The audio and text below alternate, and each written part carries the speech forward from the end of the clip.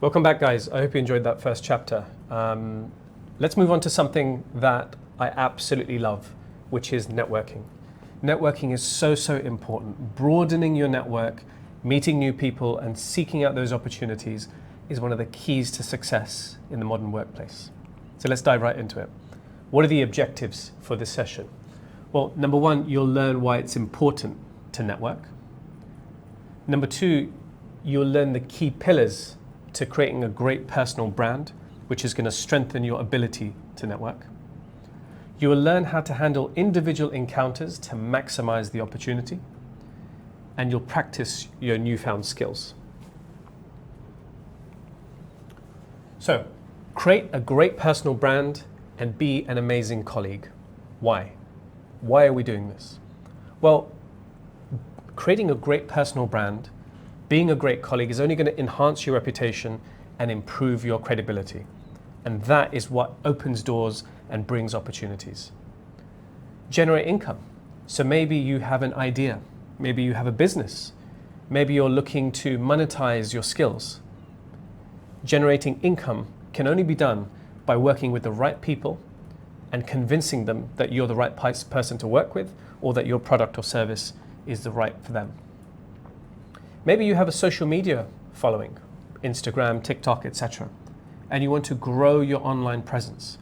Having a really strong personal brand can only help you in that scenario. Generally improving your personal brand. Maybe you have a set of values. Maybe you have a particular business that you're trying to grow. Maybe you want to share your viewpoint. This will all contribute to your personal brand. And of course, job opportunities externally, promotions internally. If people think well of you, if you have networked, if you have knocked on the right doors, then the opportunities should be there for your taking. So, how do we do this? Well, first of all, it doesn't happen overnight. You have to be patient. This is a very specific, it requires effort, it requires planning and a very deliberate approach. You can't just click a button and you have your promotion, or you have your salary, or you have your opportunity. You need to have very specific goals. And in addition to that, in the process of creating your personal brand, please show your passion. What is it that you stand for? What are your values? What do you care about? What do you do on the weekends that drives you? Show your passion. Wear your heart on the sleeve. Trust. Trust for me is the single most important ingredient in any business relationship. For me, trust is a simple mathematical formula. Consistency multiplied by time. If you do a great piece of work for me, you've done a great piece of work. You do it 2 times, maybe 3 times, you're doing a good piece of work. But if you do a great piece of work every week for a whole year, now you have my trust. Trust is really simple. Consistency over time. Be organized. People love working with people who are organized, well structured, on time. If you are well organized and you are in control of your situations, people will love to work with you. Be nice. This is so easy and so commonly overlooked. Being nice in the workplace doesn't cost you anything. Be friendly, be approachable, be kind, be polite. These things all contribute to such a great personal brand and makes a great impression of yourself that people will want to spend time with you, will want to work with you, and as a result will consider you for opportunities. Make an effort. Nobody ever got anywhere in life just by sitting on the couch at home. You have to make an effort to meet people, to put your best foot forward, and to use these kind of skills that we're presenting here. And of course, be genuine. It's not about being fake. It's not about putting a false impression forward. Be yourself, be genuine, and allow that genuine energy to open doors for you. I want you to take a look at this picture. This illustrates the 6 handshake rule, also known as the 6 degrees of separation. And what this means is that between you and any other person on this planet, of which there's billions, you're only 6 handshakes away from that person. So if I wanted to meet Cristiano Ronaldo, I know someone who knows someone who knows someone who knows someone, and through 6 connections, I'm connected to Cristiano Ronaldo, for example. And it doesn't matter who it is. Kim Kardashian, Donald Trump, whoever it is that you want to be connected to, the law of 6 degrees of separation means that you are absolutely closer than you think. If you want to work for a particular business, if you want to connect with a particular individual, it's a lot easier than you think. And networking is more powerful and easier than you think to try and achieve that connection. So, as I said, it's very important to identify your objectives. There's many reasons why you'd want to do some networking, why you'd want to connect and grow your network. If you're clear about what your objectives are, it makes your formula a lot easier. For example, I want to develop this relationship. I already know someone, but I want to develop it deeper. Maybe this is a client of mine. Maybe this is a friend that I want to become closer to. You can use this on a social perspective and also from a professional perspective. I want to develop this relationship further. I want to share my idea of best practice. Maybe I have a business idea. Maybe I'm in the workplace and I think things can be done a little bit differently. I want to share this idea or best practice, and I need to negotiate myself in a position that I can do that. I want to hear your thoughts. So maybe I don't necessarily have something to say, but I want to hear your thoughts and I want, your opinion on a particular topic. I want to explore new job opportunities. There's lots of people who are out in the market looking for job opportunities, clicking on LinkedIn, apply for job, apply for job.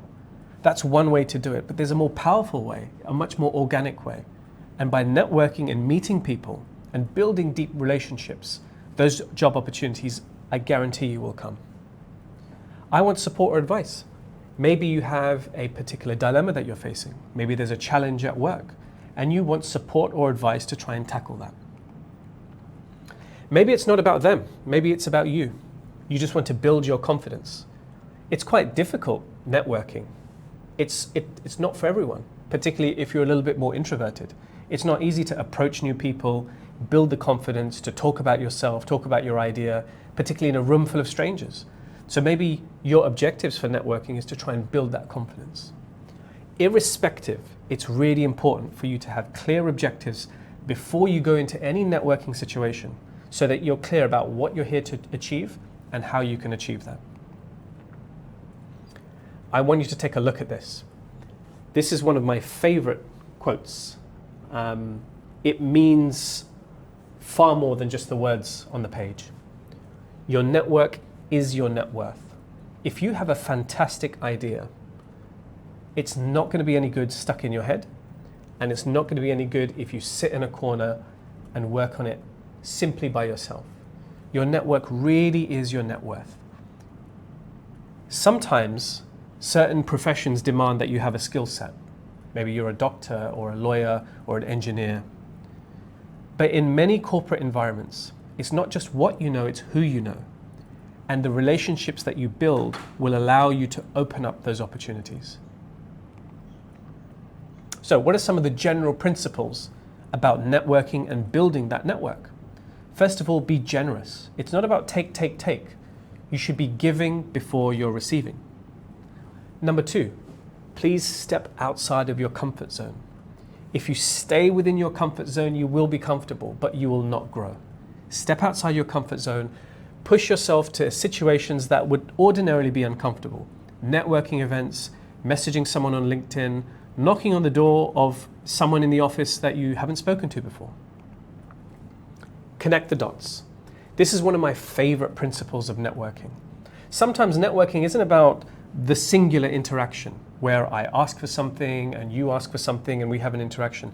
Sometimes it's taking a step back and asking yourself, what are people talking about?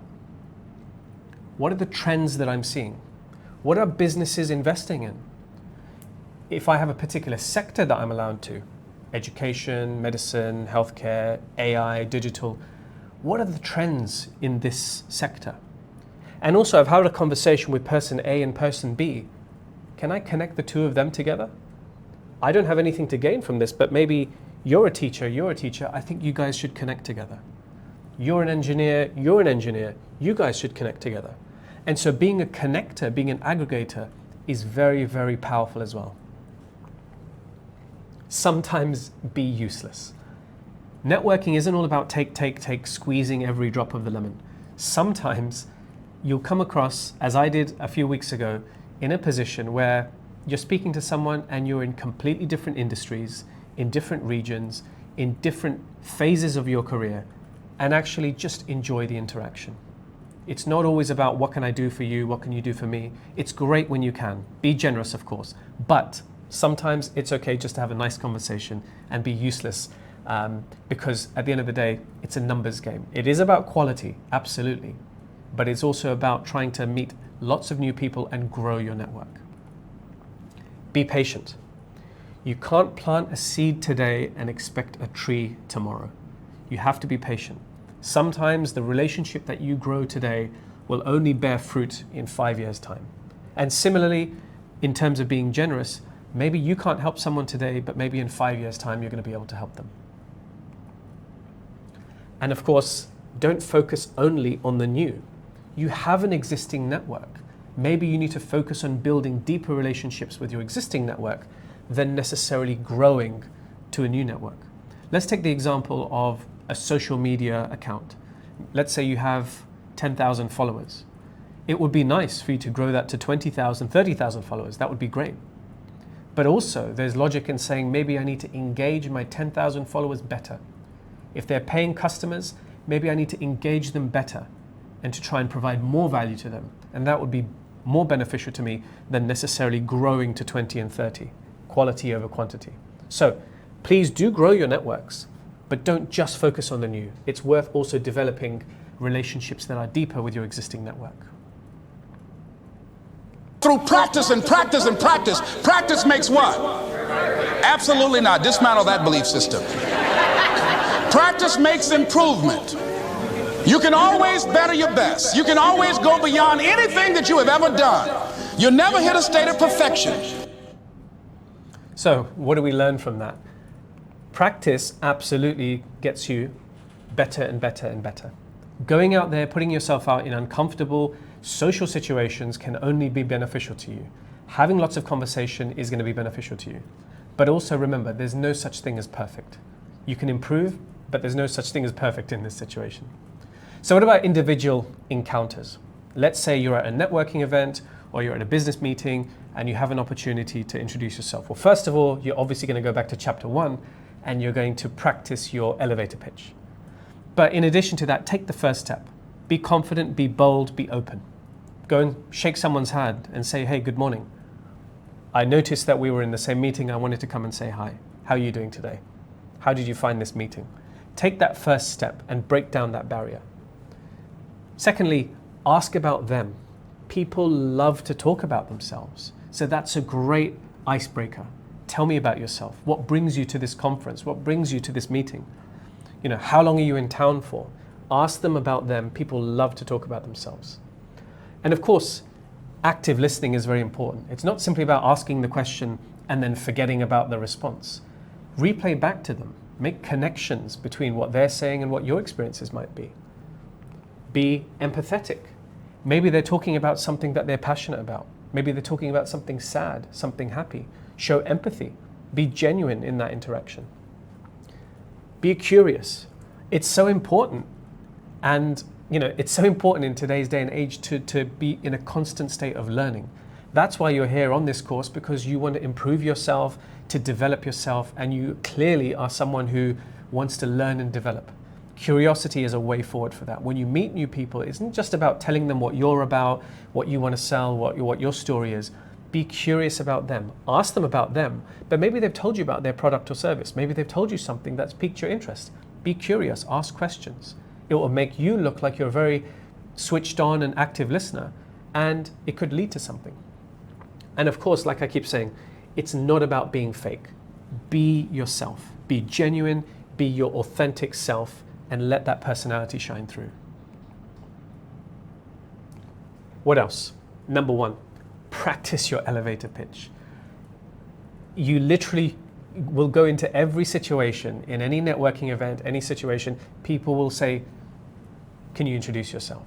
You may go around a room in a Zoom call or a physical room, or when you meet someone new, you have the opportunity to introduce yourself. Practice your elevator pitch, Remember to evolve that based on the situation. Tell stories, like we said in chapter 1. Be a storyteller. Bring your experiences to life. Talk about events that may have happened. Find opportunities to connect and to relate to people.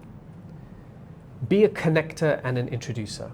Sometimes networking, like I said in the connecting the dots point, isn't just about what I can get or what I can receive. Sometimes it's about taking a step back and saying, Bob, I want you to meet Susan. Susan, Bob, I think you guys should connect with each other because you have this in common or that in common. And it will make you look like you're someone who is very able to see the big picture. And that's what networking is also about. It isn't just about singular interactions. It's about connecting these dots, connecting people, connecting themes, and understanding the direction of travel. What are businesses investing in? What are people in your industry doing? If you're able to speak to people and learn about these things and connect the dots, it will show you a way forward. And it's not just about work. Obviously, in a work setting, you may start talking about what do you do for a living, what project are you working on, but look for opportunities, just like Kathy did in the first chapter, to try and find ways to connect with people beyond just work. Maybe you speak a similar language to them. Maybe you've traveled to the country that they're from. Maybe you have a shared social hobby or interest. So look for opportunities to connect with people on a different and deeper level. Common pitfalls. So what should you worry about or keep in mind? And what are common mistakes? Bonding over negativity. I'm repeating this point because it's so important. Let's try not to bond over negative experiences. Isn't the weather so bad today? Can you believe how bad the coffee tastes? Can you believe how late the conference has begun? This is what people will remember you for, that you had a negative outlook. Try and build a positive personality and a positive energy in these interactions. Not planning to reconnect is a big sin in networking. By all means, move on to the next conversation. By all means, spend 5 minutes speaking to someone, 5 minutes speaking to someone, 5 minutes speaking to someone. But not planning to reconnect is a huge, huge mistake. Do say to people, look, it's been lovely to speak to you. What are you doing next week? Shall we grab coffee? Or, here's my card. Here is my contact details. Let's plan to catch up. I'll send you an email with the proposal. I will send you a LinkedIn message with my details. I'll tell you more about what we discussed. Remember, in networking, it's not about squeezing everything into that one interaction. It's about making a great first impression, growing that network, sharing your details, and planning to reconnect and growing and building that relationship to a deeper level. Stagnating in one conversation is also risky. Sometimes you connect with someone. Maybe you have a great experience with one person and you think, this is my safe place now. I'm at a networking event or I'm at a business meeting, or I'm going to stick to my friend who I've now made. That's risky because you don't open yourself up to the wide opportunities that may be in the room. By all means, say to this person, hey, look, it's been great talking to you. I'm here to speak to lots of different people. Take my card. Let's have a coffee next week. I'll send you a message. I'm going to try and catch up with lots of different people and see who else is in the room. Taking it too seriously. Now, I know it's important to do networking, absolutely, but don't get stressed about it. You don't have to do everything perfectly. Practice and practice and practice makes improvement. Don't take yourself too seriously. Don't take the situation too seriously. It's about making meaningful connections and enjoying the joy of human interaction. And also, please, please, please do not ask for too much too soon. If you come across someone who maybe works in an organization that you'd love to work for, or maybe they're a recruiter or a hiring manager, going in there too soon and asking for something, whether it's that promotion, whether it's the pay rise, whether it's the job opportunity, whether it's the opportunity to be staffed on a project, whether it's an hour of their time to mentor you for something, asking for too much too soon can come across a bit needy and a little bit greedy. So you have to be a little bit careful and build the relationship organically. And remember, give before you receive. So now, practice. Practice and practice and practice. I want you to plan 3 networking topics. I want you to go away and think very carefully about an icebreaker that you can talk to someone about in the social context, current events, work, your personal hobbies. Think about this and come up with 3 networking topics. What topics can you use in a real world situation, professionally or socially, to try and break the ice and strike up a conversation with someone and drive that conversation? I want you to write this down, write some notes, Maybe it's about yourself, maybe it's about what you do, current events, etc. Then here's the hard part. I want you to go away in the next week and seek out opportunities to have 3 meaningful conversations with someone that you don't know. Or maybe it's someone you know who you've been meaning to have a deeper conversation with. Approach them.